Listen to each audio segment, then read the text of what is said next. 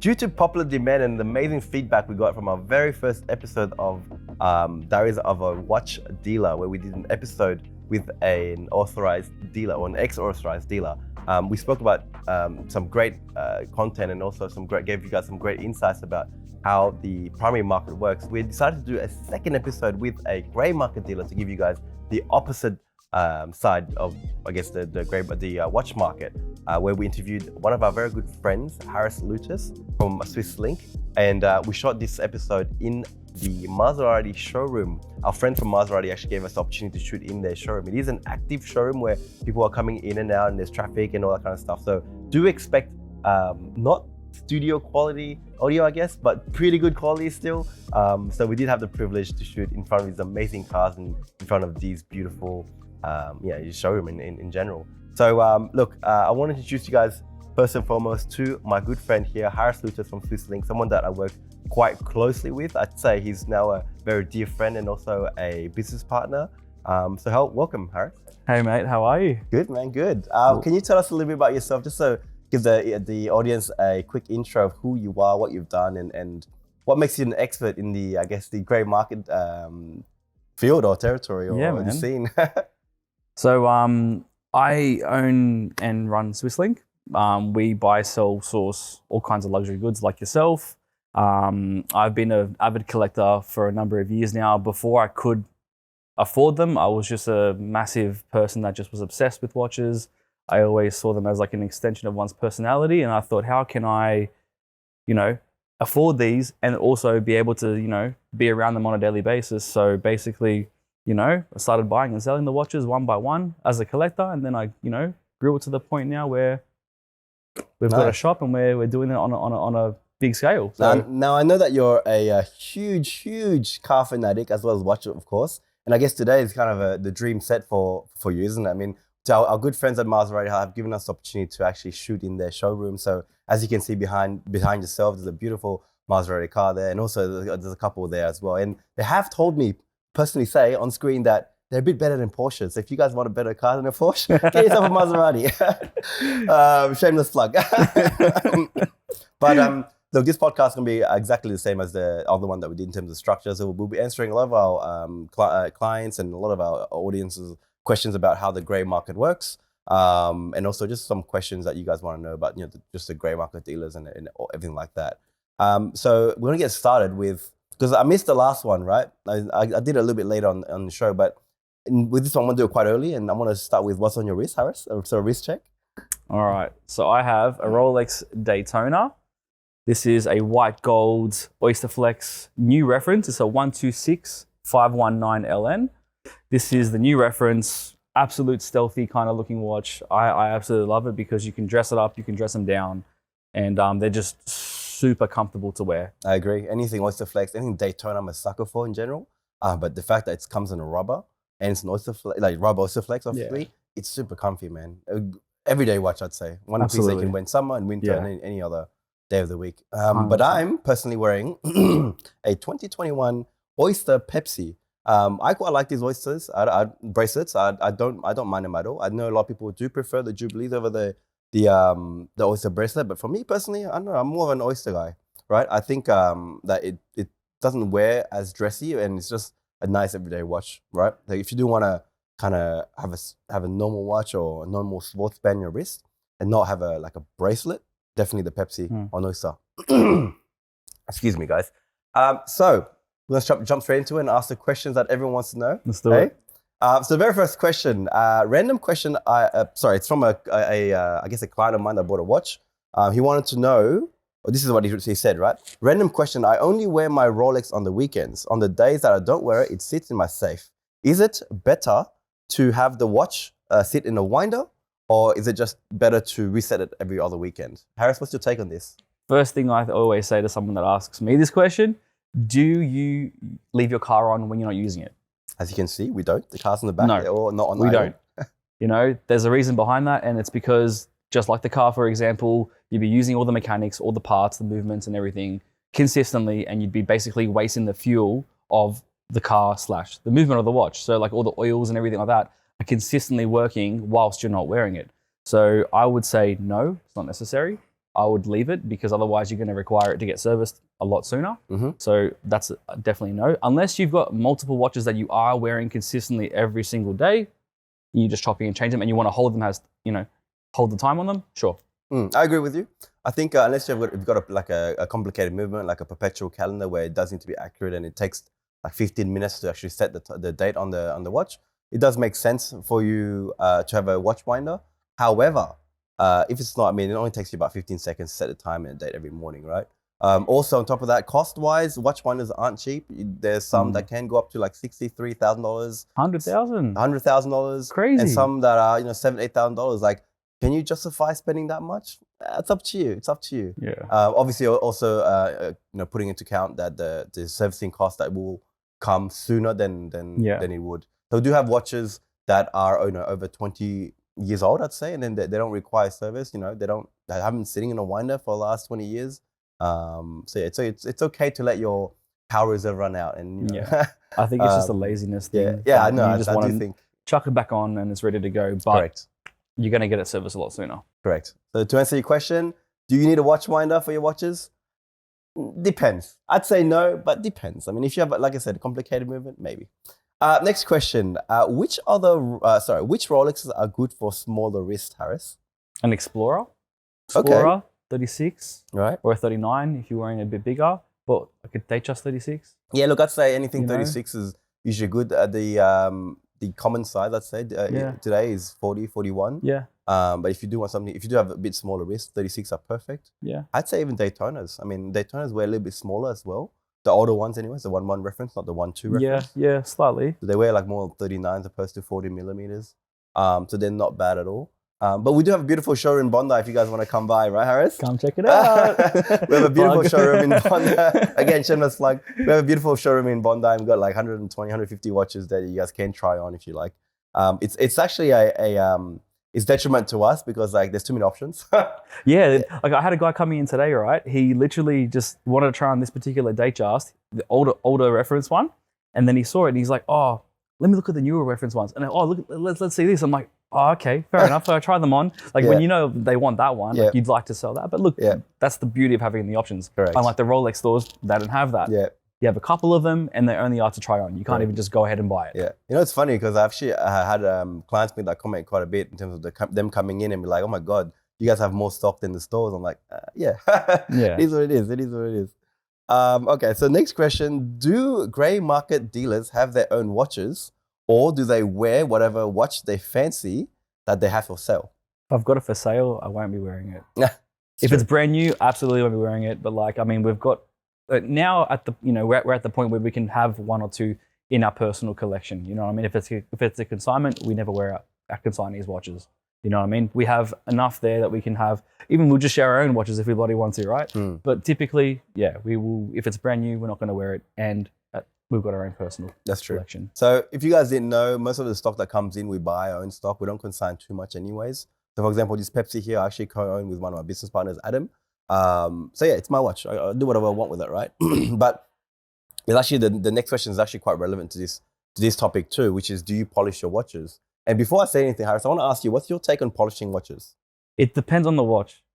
If it's an older watch, the older classic pieces, I would suggest it's better to have them unpolished, because the longer the time frame of the ownership of that watch, people would typically polish, and you're bringing down the metal of that watch. So if you have it unpolished, everything is thick. The lugs, everything else of the case, all that is thick. Because you can see on all the more vintage, like Datejusts in the clasp, the actual crown on the clasp there is like faded and it's almost disappeared. It's over polished, both. It's over polished, right? Right. So like the ones that you want to get there a bit on the old, that are unpolished, it's still thick, it's still prominent. You can still see all those pieces. So from that perspective, yes. If it's been beat up and your intent is to sell the watch, you will want to polish it, because this is the problem that I've had. I've said, yes, it's better to keep it unpolished, but then when you're showing somebody the watch, they'll pick at the imperfections of it. There's a scratch here, there's that there. If you polish it, they won't really know, right? I've got actually a prime example of that. This is a 2007 Kermit that we both own together. This one, yeah. This one's actually in stunning condition. Like the lugs are nice and thick. There's barely any hairlines on the watch itself. The crown's actually quite thick too. So for a almost 20-year-old watch, this watch is actually in pristine condition. And I can tell you for a fact that I would never risk polishing this watch because I don't want to take away from its natural original condition. But yeah, you do kind of get these watches that come in every now and again that are in immaculate condition where it's been kept in the safe.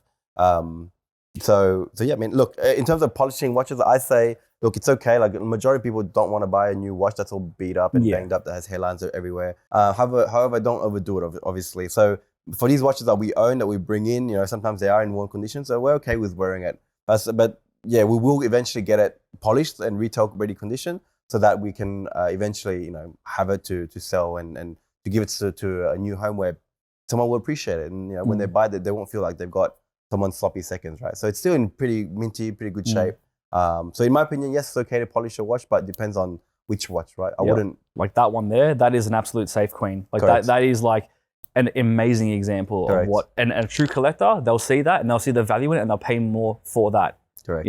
Over one that's been over polished. Yeah, so it really depends, guys. Really depends. Yeah. But I was saying also that I've got a guy that just asked, a client that actually bought a watch from me, and he was saying he was using his polishing cloth that he bought from a jeweler on his watch every other day. I'm like, mate, you got to stop that. No. You got to shave down way too much metal before, the watch is basically going to fall off your wrist because it's going to fall apart. Yeah, and you can tell by the finish. It's like got a weird glistening sort of shine to it. It's not, don't do it. Don't try not to polish your watches yourself, guys. Get your watches wrapped. Get the protective film put on it like this one here, and you don't have to worry about it. That's true. Yeah, it's perfect underneath. There are some great services out there that do like basically PPF your watch, right? Yeah. And then it does give the same kind of finish that you don't feel the sticker on the watch. Yeah. And also give you more peace of mind in the watch too.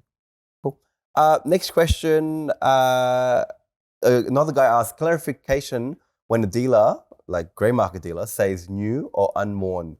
Because some would say unworn, but he can see small marks on the bezel, noticeable under different lights. Would that be considered new or unworn, Harris? If there's marks on the bezel? If it's just handling marks, then you can say that they're handling marks just by, trying it on, trying it off, taking it in and out of the box, sizing it. Those little things can happen, especially on solid metal watches. Like that is completely normal and it does happen, but if it's pretty obvious that you can see like some sort of signs of wear, it no longer is unworn or new. It becomes mint. Correct. Or like new, you could call it. I don't know. I think in this guy's situation, small marks on the bezel. On the bezel, that doesn't sound like that. Doesn't sound that watch has been worn. So there is a very fine line between new and brand new and unworn is basically the same thing, I'd say. Whereas like new would be handling marks and maybe worn once or twice, but they kept in the safe, whatever. And then there'll be mint and excellent and all that. So if they've listed it as new and unworn and there's marks on the bezel, I'm sorry to say, but your watch isn't brand new. Either it was handled poorly or it's been worn and they're just trying to, hope you wouldn't notice that. Yeah. Sorry, man. All right. Next question. Best way to get into the watch industry as someone who's starting out? This is a question that I'm sure we both get every other day of the week. Young people, old people, men, women, they all want to become watch dealers because they see how fun it is from YouTube videos. So Harris, what is your take on this? Look, you just got to get started, honestly. You just got to start off with one watch, do your research through different platforms. If you know someone that does it, sure, ask them a question or two and just sort of get a bit of an idea.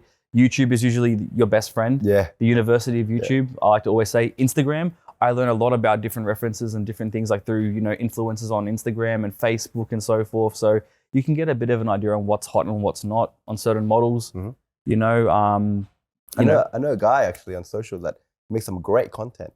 The watch guy, Jay. Oh, I heard about that guy. I heard about him too. Yeah. But look, honestly, like to answer that question, yes, that's a good way to sort of start getting your knowledge because you got to understand, when you're selling something at a value of what it is, whether it's a couple of grand or it's fine. Or $500,000 Richard Milles or whatever, you need to know what you're talking about. You need to know your product because yes, in a way, the product sells itself. We don't need to beg someone and say, hey, look, we want you to buy this. You've come to us because typically you can't get it and we have it there for you. So you need to know what it is they're actually buying firstly, and then be passionate enough about it to get it for them, and there's a common saying, especially amongst our team and just in the industry in general, is that you don't make money when you sell, you make money when you buy. Mhm. And generally that does require a level of understanding and knowledge about where prices are, where market prices are. So I don't know about you, but when I first got started, I spent a lot of time just kind of looking at prices of everything. And the hard thing is obviously because there's so many different watches going up, you don't really capture what's the price of a certain watch. So I reckon the best thing you could do is actually look at one particular watch or one particular brand and just really specialize in that and start thinking about that and start understanding about how things move with that. With me personally, I started with Tudors. I became, I'd say, the Tudor king because I kept just buying Tudors and selling Tudors, and people kind of started knowing me by, associating me with the brands. And every time they want a Tudor, they come to me. They want to sell, they want to buy, whatever.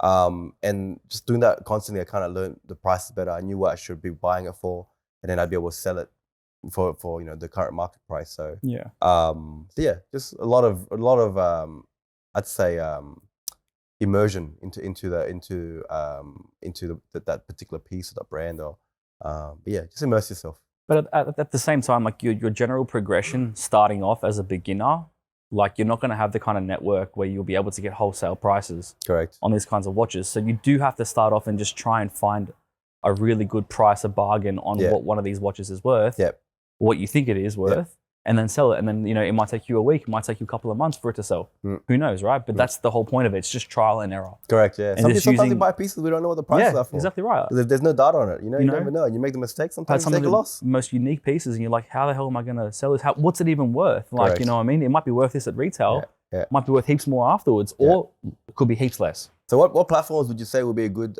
indication of price, or where accurate price is at the moment? So what do you usually look at to kind of figure out how much something is? Two things I'd probably use. Firstly, Facebook Markets. Yep. The marketplace, like the groups and all that kind of stuff. Second thing would definitely be Chrono24. Correct. Chrono24, I feel it's a bit skewed in terms of inflated. I do feel like it's a bit high because of there's fees and all kind of stuff. Which I was going to tell you how I normally go about it. So typically, like with Chrono24, it is the world's leading marketplace, like online, of all the watches. Like there's like over, I think, 600,000, 700,000 watches on there, in total across the whole world.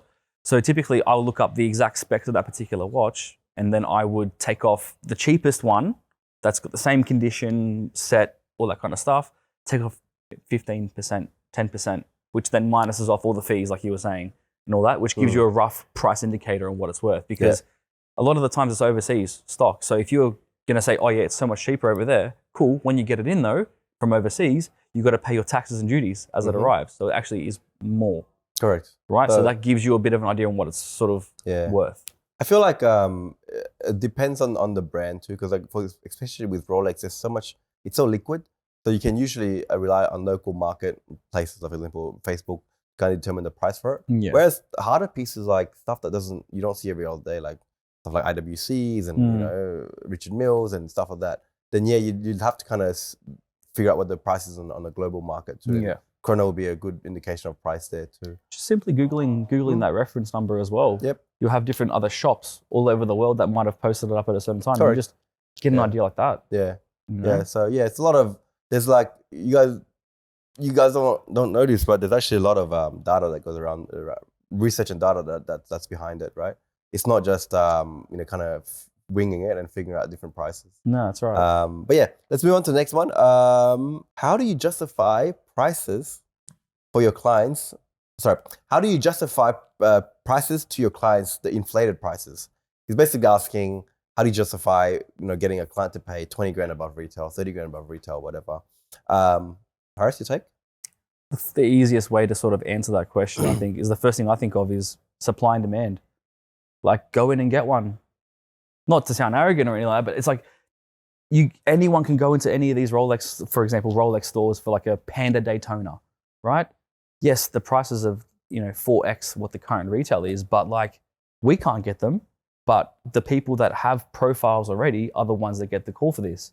And for the opportunity to get it, they're going to want to make some money on it, right? So like in order for us to get it, we have to pay well over it anyways. So unless you're happy to put your name on a wait list, wait for 5-10 years to potentially get the call, or buy X, Y, and Z, all these other watches and jewelry that you don't want, lose money on, to then potentially get that other one. Like it's just the whole game that they play. I always say that we're technically brokers in the watch game. We don't We don't get things from retail. We absolutely don't do that. We're just able to connect a buyer with a seller. We basically make our 5-10%. No, sorry, more like 5-7% between. So people who think that we're getting things at retail and selling them for 20-30 grand above, that's ridiculous. We don't, unfortunately. I'd be walking out with a Maserati right exactly, now. If that was the case. The amount of watches that we turn over, every month we'd be buying a Porsche Maserati every other week. You know what I mean? Yeah. But no, we don't make those kind of profits. We're only we're doing volume, and we do about 5-10% for full transparency. That's what we do. So yeah, in terms of inflated price, we don't dictate the price where prices are. We only here to basically fill a void, right? Something that unfortunately the ADs aren't able to do. We're just there to provide a better experience and also for you to get your watch as soon as possible, right? And that's basically what we do. Yeah, and like it's entirely up to the individual that like whether they want to play those AD games. Like they might have to spend $100, $200 plus $1,000 on other watches through the AD game and everything to get that Panda Daytona. But they could just skip all that, pay a little bit extra now and there and then, and get it right there and then. We're not having to, like I said, get this at retail and then they're thinking, oh, we're making a complete monster out of them. No, that's not the case. Like it just depends on how long you want to wait for it or not. Correct. That's it. Next question we have here is the grey market tanking? And I always get this point as a negotiation point when someone's trying to get a cheaper price of me. They always say, hey, the prices are tanking, you should settle for cheaper and all that. Harris, can you please enlighten my beautiful clients or beautiful people who inquire about these watches about if the watch market is tanking? No, it's not. All right, next question. No. Next question. No, honestly, it's like a wave. I see the market, any market, it's like a wave, right? And obviously the prices were up massively at one point on all these models across the globe, right? And then they came down. But let's just say it started off here and then it went up all the way to here. It's come back down to here. So it's still higher than where it previously was. And as long as you're just going along with the trends, then it's okay. But the demand is still there. The supply and demand hasn't changed. It's just simply the fact that, the prices and the value of those watches, whatever it was up here, it's come back down, but it's still increasing. Every 6 months, for example, Rolex, they've increased the prices across all their ranges. I think the 1st of June, they increased all gold models 3%, rose gold 4%, 1st of Jan, white gold 7% 3% as well. Yeah. Exactly, every 6 months. So, naturally, the prices of the retail market are going to keep going up. It just depends on how much people are willing to pay overs for them. Correct. The supply and demand hasn't changed. So, I get this question asked me all the time, is my watch, do you think my watch is going to go up in value? I'm like, look, unfortunately, it's not COVID anymore. All right, yeah, we were in a very weird spot during COVID where prices went through the roof. Everything's come down, houses, cars, It's all watches. relative, yeah. It's all relative, right? We're not going to get another COVID in this lifetime, I don't think, where prices You never know, but again, yes, you never know, obviously. But unless you can predict, another COVID, I wouldn't bet on it, right? I think if anything, watches, I always say are not investments and you shouldn't buy them for investments. I always say buy them, enjoy them, and then move them on if you want. The best thing about watches and Rolexes are they're very, very liquid. And you can't get rid of them any other day, right? So yeah, it's really up to you. One thing I can say though is that they do hold value well. I love using this example as a Submariner. You have a 2024 Submariner, which is worth approximately $24,500 today. And you've got a 2000 model, 24-year-old model, Submariner, which is still worth what, 12 to 14 grand, depending on the condition and the set. Correct. That's only a $12,000 loss over a 24-year period. So when you're buying them, and back then, how much would they have cost? 3 grand less, whatever it was, back in the 2000s. So in that way, if you bought it back then, yeah, you'd make some money on it. But for holding value-wise, as an investment, I wouldn't say it's going to continue to go up. Unless you got a stupidly rare dial or model, sure, you'll do well for money. But, But realistically, for the average Joe, name one watch that you think has gone up in is a good investment piece? To buy a current model today? Yeah, something affordable, not a grand complication for tech. No, you could say, I don't know, the Olive Day-Date.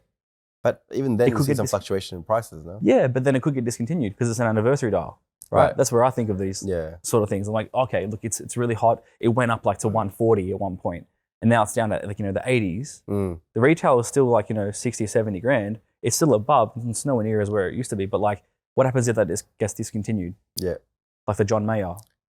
That's not bad. That's arguable, okay? Because like we both know, John Mayers were trading at 120 before discontinuation, went up to 180 for about 2 weeks, and then came back down to 130. So look, was it a very good investment? Depends on when you bought it. Depends, yeah. I mean, if you bought it like way before, then it went up, and maybe. But I mean, like all things, I wouldn't put all my eggs in one basket. I wouldn't either. Watches, But they're there to be worn. They're there to be enjoyed. Correct. You know, don't see them as like a money-making thing, because we're not buying them to make those huge profits. We're literally, like I said, filling a void. We're just literally getting them for that person, and they're paying us for our network, our time to actually get that for them. Correct. That's it. Next question. Can I take my watch that I bought from you to a Rolex store? Hell no. What's wrong with you? Can you, Harris? Can you? Do not ever do that, please. We do not encourage this, because we do get our watches straight from the source sometimes, okay? So they come to the AD, they come from the ADs to the clients to us, and we try and do our very best to protect the identity of our clients. And by doing that, you end up getting our clients banned and blacklisted forever. I know some people who can't get their watches from the AD, they kind of saying, yeah, good, I don't care. But no, for us who are trying to basically make a living out of it, and also want to maintain our clients' relationships, that's definitely something that we are highly against. Look, if you're worried about like what would the reason be why they're going to the AD after they purchased it, right? They probably want to get a size, they want to get it checked. Sure, we can do that. We can do both of them. We do that. We've got toolkits that we can, professionally do that all for you without screwing it up, But if you're worried about the authenticity, go take it to a watchmaker. They'll open it up, check it, make sure everything's all done to avoid those things happening. Because, like you said, the last thing we want is one of our our VIP clients or whatever saying, why is my AD calling me saying, why are you selling your Daytona? Oh, the worst feeling ever. And then now you've got to run around circles and hoops and buy back the jumps watch to try and buy back the watch, or get it back to them so then they can wear it in to show that they've still got it, and then, prove that it's still in their ownership. Yeah. It's just a headache. Definitely. If I was to sell a watch and I knew there was like a lot of money in it, and I knew that the client would 100% take it into the store, I would not sell it to the client. I don't care how much money it is, it's just not worth the headache.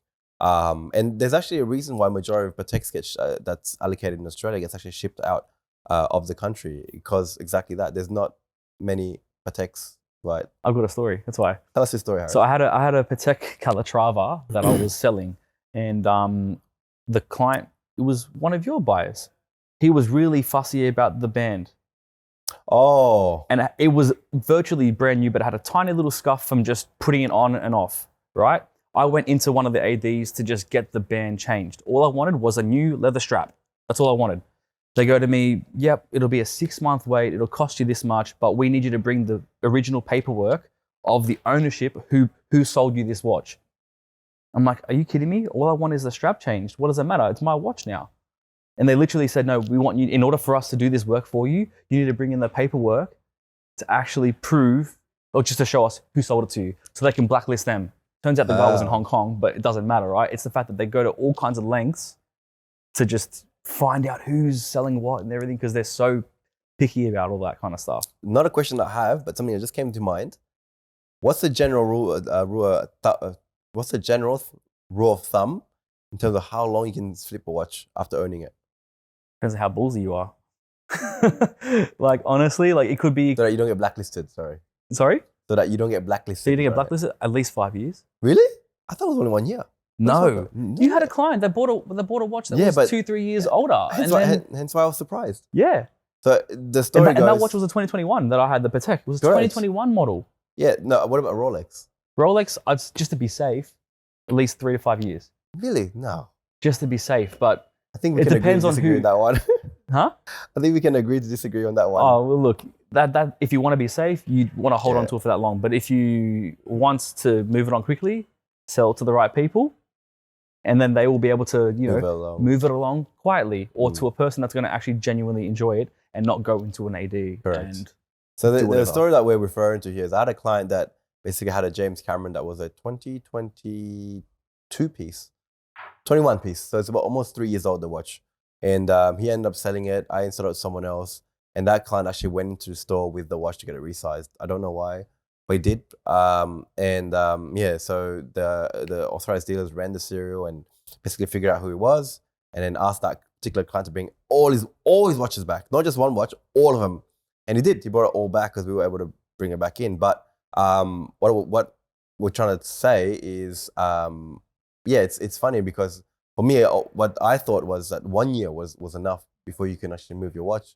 But don't know. Sometimes it depends on the case, really, right? To be honest, and I think I speak for the majority here, you should be anytime that you want to. The second you get it, you have the right to do whatever the hell you want with that watch. But they don't see it like that. They see the fact that they want to establish a relationship with you, and then, it's like cars, in order for you to get an allocation for a GT3 RS Porsche or whatever it is, you need to, or a Ferrari, whatever you wanted to call it, right? One of the top models, you have to buy this, and this, and then you can't sell it for the next 2 years unless you either die or, something seriously wrong goes. Yeah. So otherwise you sell it back to them. They don't want you to sell it to somebody else. Yeah, it's a fun thing that's happened with the whole luxury market, handbags, cars, and everything. Yeah, that's it. It's all become a club that you obviously you pay to get into, but like you're not allowed to resell, this and that. It's just, I get it. They don't want you to be flipping their pieces that they trust you with, but because you are a reflection of their brand. Correct. Right. Same thing with the cars and stuff. Whoever they're selling their car to, they want that person to be, repping their brand and their everything. Same thing with the watches. Okay. So the next question we have here, Harris, is it safe to buy from the grey market? Yes. No. Yes? I'm messing with you. Of course it's safe. Yes, of course it is. We obviously put in measures and all these kind of processes in place to ensure that obviously it's safe for you to buy and sell. So if you were to sell, we'd obviously want to make sure that if we're buying for the next client, that we do authenticate it, check it, make sure everything's authentic, the full set, nothing's missing. And the same goes to when we're selling it. We obviously want to make sure that you've got the authentication report, that you're 100% comfortable. If there's any issues with the movement, you can bring it back within a 12-month period for a guarantee. So it is safe depending on who you're buying it from. And if it's from Marketplace and the guy's name is James Smith, and he just started his account like yesterday, and there's nothing else for sale but like one photo from Harris's account, probably not a good idea. Harris has to take on this. I always say this: buy the seller. Make sure they've got a reputable. If it's a, it doesn't even have to be a business. As long as the person looks legit and they've got references. Usually along these watch communities, you have like a reference check. You can post on one of the forums, get a reference check on that particular person, make sure the references are legit because they could have fake references as well. All those kinds of things are super important, but also the buyers have to also be legit. Because like from a selling standpoint, I have a story. One of the first Rolexes I ever sold, I almost got scammed like $11,000. Jesus. So this guy, oh my God. Okay, so I was selling a sub no date. It was like a 2000s model, and he agreed to the price. He wanted to meet on the weekend only, Sunday, when the banks are closed, right? And he basically was like, yeah, I'm happy with the price, this, that. I'm going to pay you by direct bank transfer. We met up at a cafe in Surrey Hills. He inspected the watch, all good, happy with that. All right, cool, no worries. Okay, cool, make the transfer. And let's get it over with. Oh, sorry, my missus is in Queensland. She has to actually go to the bank and then deposit the cash. And he just a whole bed of like lies and just stories that just weren't adding up. And then I'm like, okay, he showed me that there was the proof of the thing, but he goes, because it's a Sunday, it won't transfer over straight away. It won't clear the account. I'm like, well, I need it to clear because from my studies and like, my knowledge of, doing all this, it has to clear before you hand it over. And he was really putting the pressure on, trying to make me feel bad. Like, you should be giving it to me. Like I can show you, right? But everything wasn't adding up. I go, look, can I just get a photo of your license and your bank card and so forth, just to prove that it was you? The name didn't match to the bank card. The bank card was cut 3/4 of the way and it was like floppy. And the guy's, he gave me his passport. He didn't have a license. He had a passport and it had a New Zealand passport. And the photo, you can get some scissors and just cut over the thing and then just stick your thing on there. That's what it looked like. Jesus. I'm like, are you kidding me? This is like the extent that you guys are trying to like scam someone, and it was poor. And I'm like, yeah, nah, man, I'm just you can come meet me tomorrow after it's all done because I don't feel comfortable about this. And I made sure I was sitting in like a surveillanced area the whole time. Right. And money never cleared, never heard back from him. And I'm like, I just dodged a bullet. But back then I was naive. I didn't know. I thought, I'm going to get my first sale. I want to make a bit of money. This is cool. Yeah. If it's too good to be true, usually it is. True. Yeah. Look, it happens all the time, You know? and I've got many stories of that as well. And yeah, this is probably one for you new people who want to get into the industry. Is that you're gonna get many scam attempts. So just be very careful and make sure that the money has cleared 100% in your account. You got the cash money, and then hand it over. But before then, do not hand anything over. Even now, we're very pedantic about that, and we won't release any watches until the funds are in our account. Yeah, scary industry, Yeah. Harris, isn't it? So the buyer is just as important as the seller. 100%. And look, it's a very small community as well. Like majority of the, I guess, more well-known dealers, we all know each other, and we can usually vouch for each other if someone wants to do a deal. So if you don't know, reach out to me, reach out to Harris. We can verify the seller for you if you want. But yeah, just make sure that you're very careful of where you who you release your money to, okay, or if you're buying from whatever. Okay, so the next question is, how do I authenticate a watch I'm buying from the grey market dealer? Well, we sort of answered this already, didn't we? Mm. So there's a bunch of independent watchmakers that are in the city, like in Sydney, for example. There's a bunch of them that we take the watches to. They obviously check the watch to make sure everything is all original. The movement is original as well, because you could have a real outside of the watch, but then the movement on the inside could be a copy, and you wouldn't know because you could see it, touch it, feel it. It looks okay, feels okay, but then on the inside, it's a fufu. And it's a Rolex, not a Rolex, a Rolex. It's a Lolek. Lolek. So you want to have all those things checked and make sure everything's above board, and the performance of the watch is also good. Correct. There are no parts switched out, everything like that. And paying that extra money for that certificate is worth its weight in gold, because you could make a very big mistake of just buying it, trusting somebody where they might have thought it was real, but then it actually was from somebody else who didn't get it. Again, this is again why you should also buy from someone that is quite reputable, and hopefully has a refund policy if it's fake or anything. Yeah. So yeah, it is. This is exactly why the seller that you're buying from could not know that it's a non-genuine watch, right? Because they could have bought it thinking that it's been genuine. They've been selling it and all good. And unfortunately, you're the unlucky buyer, right? So yeah, scary world. Next question: Rolex produces 1.2 million watches a year, but how many of those of that inventory ends up on the shelves of grey market dealers? Come have a look at our shop. Yeah. You bastard. Next question. Look, we don't have figures, unfortunately. We don't have figures of who flips their watch. It's a bit hard to say. But I can guarantee you a lot of them do. And look, there's a majority of people who actually keep their watches, but also a vast majority of them actually want to flip it to make money. And yeah, there are some models that make some good money on. Yeah, we know people that have very big spend histories and very big accounts with Rolex ADs, and yeah, unfortunately, they're the ones that get a majority of the stock as well, which do actually end up in our hands. So yeah, we're just enablers, right? That's right.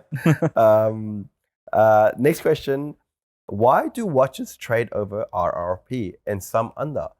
Which ones trade under and which ones trade over? If we're talking specifically like in Rolex, I think that's the easiest. Everyone knows Rolex, right? Right. First way to, I guess, answer that is, again, supply and demand. What's the most popular? Daytonas, certain day-date models, GMTs, Submariners, GMTs. They are always popular, especially like the stainless steel models. Yes. Which is funny because you would think like a two-tone model that has gold inside of it, like 18 karat gold inside of it and everything, is worth either the same or less than what it would be for a stainless steel model. And it's just personal preference. Some people don't like the look of it.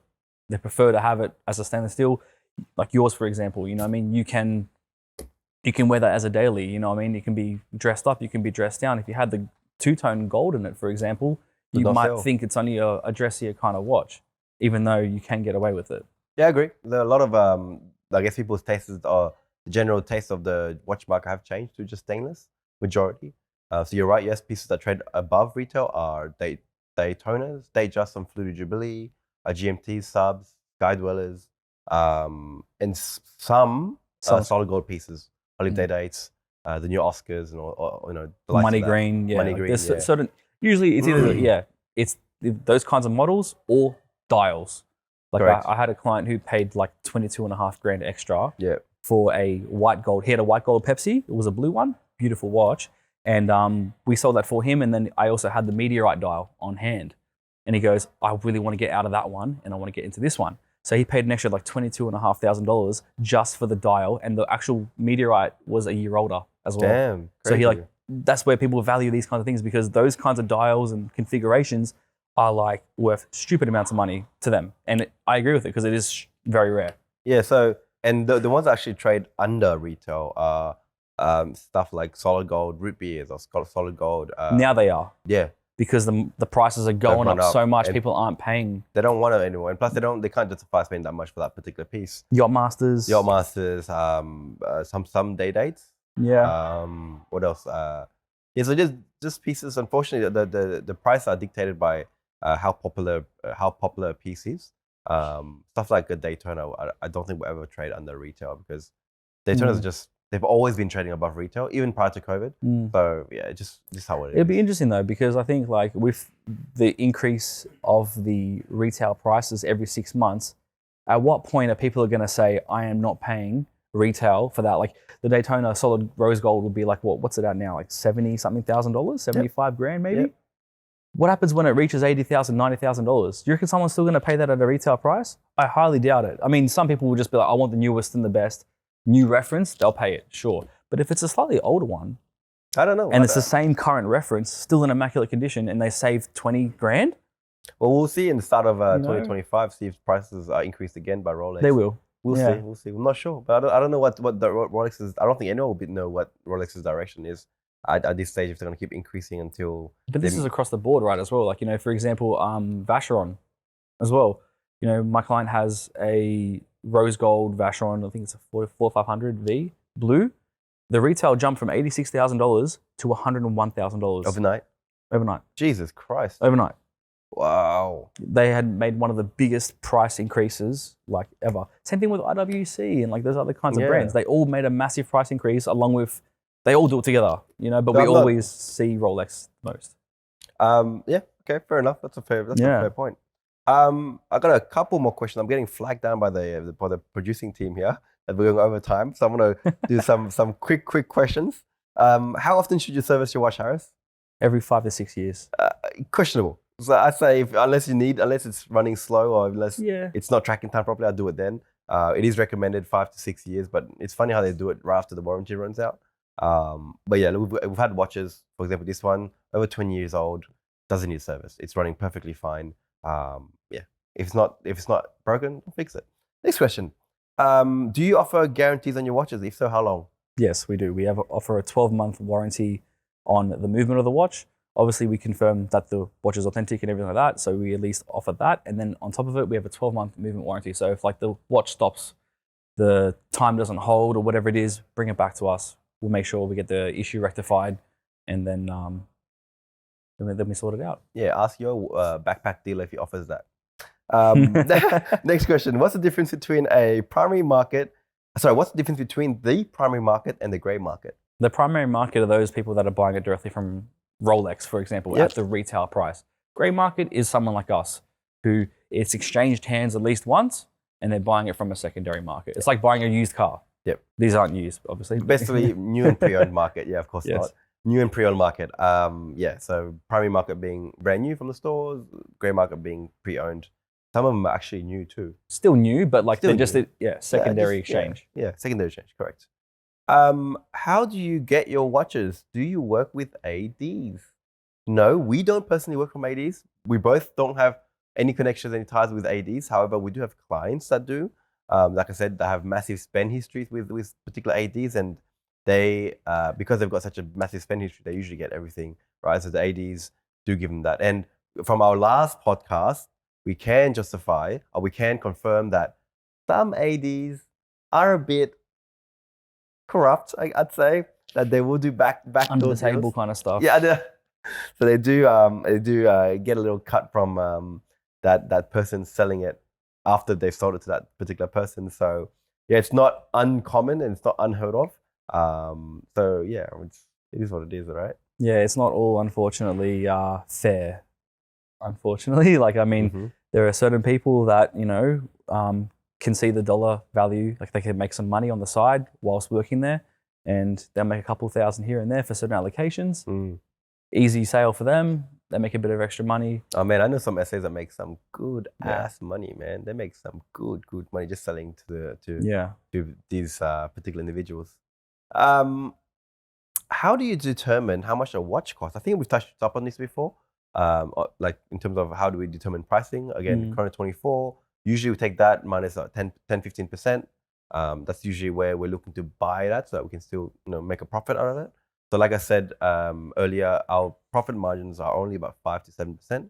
We don't make your big 20, 30, 40%. Okay, that's unheard of in the industry. I wish. So we only work off volume, right? So we buy well and we sell well, right? So we buy things that move, and if we aren't sure about a particular piece, we usually ask if the client wants to consign it.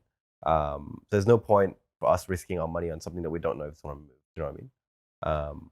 Thoughts on that, Harris? Yeah, no, that's pretty spot on. That's pretty spot on. I mean, like, I wish we made margins like that, but if we put the prices up to those kinds of price points, no one's going to buy them. Correct. So we find the nice happy medium where we can get them for a certain price where someone's willing to pay that extra amount for it, but not to the point where it's going to be all the way up here and we're never going to sell it. Yeah.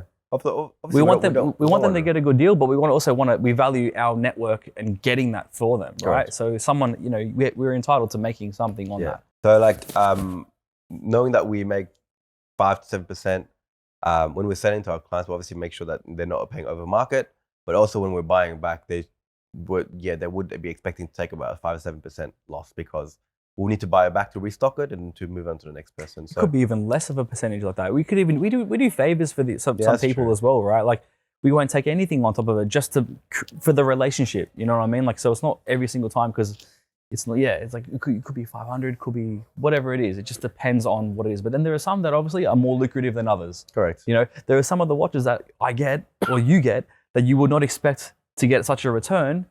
Instead of, on non-Rolex models, and you're like, how the hell did you just make that much on that? It's because you buy well. Like you said, you always make money on what you buy. Right. So if you're again a person that wants to get into the industry, I'd say the margins are actually a lot healthier when you're dealing with non-Rolex stuff like Tudors, Omegas. Then you can make 10 to 20 to 15 to 20% because there's just better returns on it. Yeah. The price points are lower and there's a lot more fluctuation in like what the second hand and the used market is like. Yeah. Because Rolex is so strong, you've only got these little tiny margins you're working off. It's like playing hot potato. Yeah, everyone just plays hot potato in today's market, and oh my God, that's what it bothers me. But yes, a lot of these other sellers are just playing hot potato and just selling it with tiny, tiny little margins, and it's just dragging the market down in a certain way, right? Because someone else will send me a screenshot saying, hey, I saw this for cheaper, whatever it is. That's the new expectation on the market now. Yeah. When it's really worth more. But that's just the way it is. It is what it is, right? Harris, look, we're coming to the end of this podcast. I want to ask you real quick, have you got any other dirty little secrets about the grey market you want to tell us, or any questions that you've had from your recent clients that you want to put out there? Dirty little secrets? Tell us the dirty little secrets. Put out your laundry to dry, mate. I'm just trying to think. I mean, I think it's all about who you are as a person and like just being able to make good relationships. Like people like you for who you are. You can come into this game with all the money in the world and then buy a couple of watches, but you're not going to last in it because people will think you're X, Y, and Z. You got to be personable. You've got to like actually enjoy and like what you do. Like for us, I think it's safe to say we enjoy and love talking about watches and seeing all these kinds of watches and stuff, not just the dollar figure of what's behind that. And you can read it on someone's face. Yeah. Look, the industry is all about trust. The way I see it, right? If you can't trust the person you're buying the watch from, generally means that you shouldn't be buying from them. If there's any red flags, then try not. But it's not just like it's also about the relationship you have with each person. Like I like to like get to know each person. It's not just a transaction with me.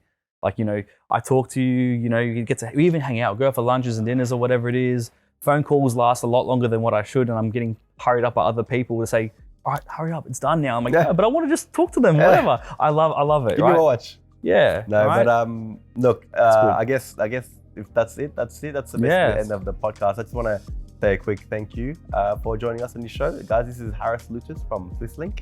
He's on Instagram. I think TikTok as well. No, I'm sorry, TikTok. Yeah, we've also got TikTok. TikTok as well, Facebook. Also a big thank you to Dennis Chai, the brand manager here at Maserati. Yes, thank you. He allowed us to use his beautiful showroom. We're gonna do some B-rolls, I guess, of cars and stuff like that. Yeah, I think it just popped up. But yes, so they've got some amazing cars here at Maserati. If you guys are in the car market and are looking for a brand new piece that you guys, brand new car, sorry, that you're for your family, for any occasions, do check out Maserati. They do have a showroom in Artarmon and also in Waterloo. So yeah, reach out. Let's go drive some cars. Yeah. Guys, thank you for joining us on this episode of Diaries of a Watchmaker, episode 2, with a grey market dealer. Peace.